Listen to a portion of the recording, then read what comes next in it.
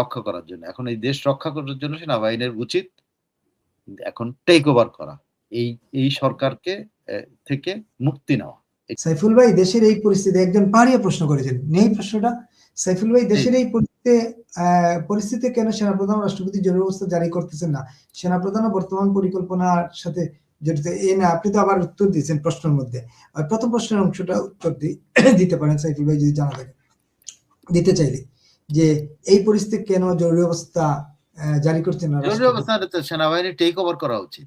এখন তার কোনো পথ নাই বাংলাদেশের। এখন আমি মনে করি, আমি যদি সেনাবাহিনীর কোনো অ্যাডভাইজারি কোনো মানে আমার সুযোগ থাকতো, তাহলে আমি বলতাম যে this is the time to take over, to come down the country.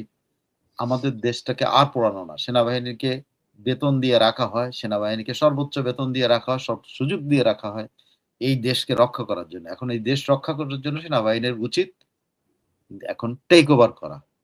এই সরকারকে থেকে মুক্তি নেওয়া। এটি হলো এখনকার সবচেয়ে বড়। সেনাবাহিনী শুধুমাত্র দৈনন্দিন জীবনের এরকম লাঠিপেটা অমুক করা, এই কিরিচ, দাব, দামা এগুলো উদ্ধার করার জন্য সেনাবাহিনী উচিত এই ক্রান্তিকাগ্নে বাংলাদেশকে উদ্ধার করা এই ইউনূস এবং তার এই উপদেষ্টা বাহিনীর হাত থেকে।